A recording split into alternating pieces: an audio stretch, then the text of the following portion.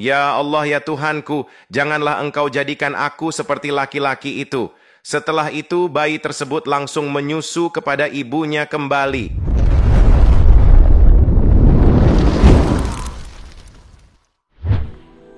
Bismillahirrahmanirrahim.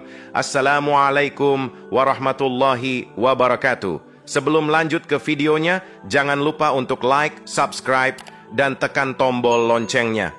Mungkin sahabat Islami terheran-heran bahkan tidak percaya jika ada orang yang bilang bahwa di zaman modern ini ada seorang anak dari keluarga non-muslim yang hafal Al-Quran dan bisa salat pada umur 1,5 tahun, menguasai 5 bahasa asing pada usia 5 tahun, dan telah mengislamkan lebih dari 1.000 orang pada usia yang sama. Tapi begitulah kenyataannya, dan karenanya ia disebut sebagai bocah ajaib. Sebuah tanda kebesaran Allah Subhanahu wa Ta'ala, Safiruddin Khalifah nama bocah itu. Ia dilahirkan di kota Arusha, Tanzania. Tanzania adalah sebuah negara di Afrika Timur yang berpenduduk 36 juta jiwa. Sekitar 35% penduduknya beragama Islam, disusul Kristen 30%, dan sisanya beragama kepercayaan, terutama animisme. Namun kota Arusha, tempat kelahiran Sarifuddin Khalifah, mayoritas penduduknya beragama Katolik. Di urutan kedua adalah Kristen, kemudian Yahudi, Islam, dan terakhir Hindu. Seperti kebanyakan penduduk Arusha, orang tua Sarifuddin Khalifah juga beragama Katolik. Ibunya bernama Dom Karo, sedangkan ayahnya bernama Francisina. Suatu hari di bulan Desember 1993, tangis bayi membahagiakan keluarga itu. Sadar bahwa bayinya laki-laki, mereka lebih gembira lagi. Sebagaimana pemeluk agama Katolik lainnya, Domisia dan Prancis juga menyambut bayinya dengan ritual-ritual Nasrani. Mereka pun berkeinginan membawa bayi manis itu ke gereja untuk dibaptis secepatnya. Tidak ada yang aneh saat mereka melangkah ke gereja, namun ketika mereka hampir memasuki altar gereja, mereka dikejutkan dengan suara yang aneh. Ternyata suara itu adalah suara bayi mereka.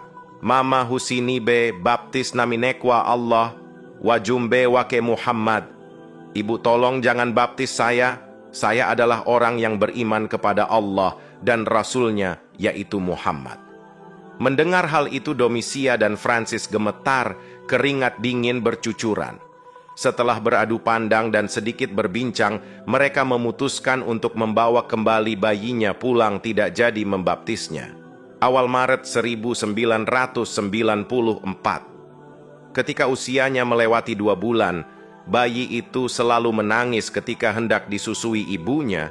Domisia merasa bingung dan khawatir bayinya kurang gizi jika tidak mau minum ASI, tetapi diagnose dokter menyatakan ia sehat. Kekhawatiran Domisia tidak terbukti, bayinya sehat tanpa kekurangan suatu. Apapun tidak ada penjelasan mengapa Allah mentakdirkan Sarifuddin Khalifah tidak mau minum ASI dari ibunya setelah 2 bulan. Apakah karena ibunya adalah seorang Kristiani?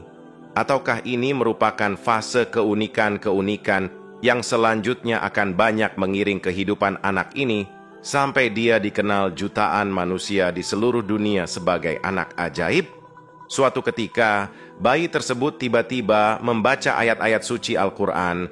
Mendengar hal itu, para penduduk kota itu mulai heboh. Mereka mengatakan sang anak kecil yang tak lain adalah Safiruddin Khalifah telah kerasukan setan. Hingga kemudian cerita bayi kerasukan setan itu terdengar oleh Abu Ayyub, salah seorang muslim yang tinggal di daerah itu. Ketika Abu Ayyub datang, Sarifuddin Khalifah juga membaca ayat Al-Quran itu. Tak kuasa melihat tanda kebesaran Allah, Abu Ayyub sujud syukur di dekat bayi itu. Francis dan Domia, sesungguhnya anak kalian tidak kerasukan setan. Apa yang dibacanya adalah ayat-ayat Al-Quran, yang intinya ia mengajak kalian bertaubat kepada Allah. Setelah itu Abu Ayyub itu pun pergi. Beberapa waktu setelah itu, Abu Ayyub datang lagi dengan membawa mushaf. Ia memperlihatkan kepada Francis dan Domisia ayat-ayat yang dibaca oleh bayinya. Mereka berdua, butuh waktu dalam pergulatan batin untuk beriman. Keduanya pun akhirnya mendapatkan hidayah mereka masuk Islam. Sesudah masuk Islam itulah mereka memberikan nama untuk anaknya sebagai Sarifuddin. Keajaiban berikutnya muncul pada usia setengah tahun. Sarifuddin Khalifah mampu melakukan sholat serta menghafal Al-Quran dan Bible. Lalu pada usia 4-5 tahun, ia menguasai 5 bahasa. Pada usia itu, Sarifuddin Khalifah mulai melakukan safari dakwah ke berbagai penjuru Tanzania hingga ke luar negeri. Hasilnya lebih dari 1.000 orang masuk Islam. Selain itu ada 3 bayi yang bisa berbicara dan tunjukkan kebenaran ini. Kisahnya di zaman Rasulullah, ada sebuah hadis tentang bayi yang bisa bicara atas izin Allah. Bayi tersebut menyiarkan kebenaran untuk taat kepada Allah dan menunjukkan kebesaran Allah. Adapun 3 bayi itu adalah bayi Isa ibnu Maryam dan bayi dalam perkara Juraij. Diceritakan oleh Rasulullah SAW, Juraij adalah seorang laki-laki yang rajin beribadah. Ia membangun tempat peribadahan dan senantiasa beribadah di tempat itu. Ketika sedang melaksanakan sholat sunnah, tiba-tiba ibunya datang dan memanggilnya. Hai Juraij, Juraij bertanya dalam hati, ya Allah, manakah yang lebih aku utamakan, melanjutkan sholatku atau memenuhi panggilan ibuku? Akhirnya ia pun meneruskan sholatnya hingga ibunya merasa kecewa dan beranjak pergi meninggalkannya. Keesokan harinya ibunya datang lagi kepadanya, sedangkan Juraij sedang melakukan sholat sunnah. Kemudian ibunya memanggilnya, Hai Juraij. Juraij pun berkata dalam hati, ya Allah, manakah yang lebih aku utamakan, memenuhi seruan ibuku ataukah sholatku? Lalu Juraij tetap meneruskan sholatnya hingga ibunya merasa kecewa dan beranjak darinya. Hari berikutnya ibunya datang lagi. Ketika itu Juraij sedang melakukan sholat sunnah. Seperti biasa ibunya memanggilnya, dan Juraij lagi-lagi berkata dalam hatinya, Ya Allah, manakah yang lebih aku utamakan, memenuhi seruan ibuku ataukah sholatku? Lalu Juraij tetap meneruskan sholatnya hingga ibunya merasa kecewa. Namun kali ini sebelum ibunya pergi, ia berdoa kepada Allah, Ya Allah, janganlah engkau mencabut nyawanya Juraij sebelum ia mendapat fitnah dari perempuan pelacur. Kaum Bani Israel selalu memperbincangkan tentang Juraij dan ibadahnya, hingga ada seorang wanita pelacur yang cantik berkata, jika kalian menginginkan popularitas Juraij hancur di mata masyarakat, maka aku dapat memfitnahnya demi kalian. Rasulullah Sallallahu Alaihi Wasallam pun meneruskan sabdanya. Maka mulailah pelacur itu menggoda dan membujuk Juraij, tetapi Juraij tidak mudah terperdaya dengan godaan pelacur tersebut. Kemudian wanita pelacur itu mendatangi seorang laki-laki penggembala ternak yang kebetulan sering berteduh di tempat peribadahan Juraij. Ternyata wanita tersebut berhasil memperdayainya, hingga laki-laki penggembala itu melakukan perzinahan dengannya hingga hamil. Setelah melahirkan, wanita pelacur itu berkata kepada masyarakat sekitarnya bahwa bayi tersebut adalah hasil perbuatannya dengan Juraij. Mendengar pengakuan wanita itu, masyarakat pun menjadi marah dan menjumpai Juraij serta menghancurkan tempat ibadahnya. Mereka sangat marah kepada Juraij, mengetahui bahwa ia sedang difitnah. Lalu Juraij berkata, izinkan aku melakukan salat dan memohon petunjuk kepada Allah.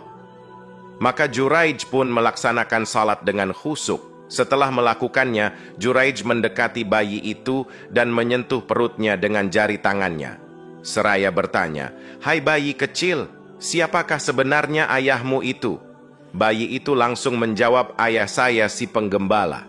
Akhirnya barulah mereka percaya kepadanya, meminta maaf, menciumnya, dan mengharap berkah darinya. Dan setelah itu mereka pun berkata, kami akan membangun kembali tempat ibadahmu dengan bahan yang terbuat dari emas. Namun Juraij menolak dan meminta mereka untuk mengembalikan rumah ibadahnya seperti semula yang terbuat dari tanah liat. Akhirnya mereka langsung melaksanakan pembangunan rumah ibadah itu. Sahabat Islami itu adalah kisah bayi ajaib Sarifuddin Khalifah dan bayi yang bisa bicara pada masalah Juraij. Mudah-mudahan kisah ini dapat menjadi manfaat bagi kita dalam meningkatkan keimanan dan ketakwaan kita kepada Allah Subhanahu wa Ta'ala. Dan berbaktilah kepada kedua orang tua, jangan pernah membuat mereka kecewa. Jangan lupa like, subscribe, dan share video ini ke teman-teman yang lainnya. Sampai jumpa di video selanjutnya. Wassalamualaikum warahmatullahi wabarakatuh.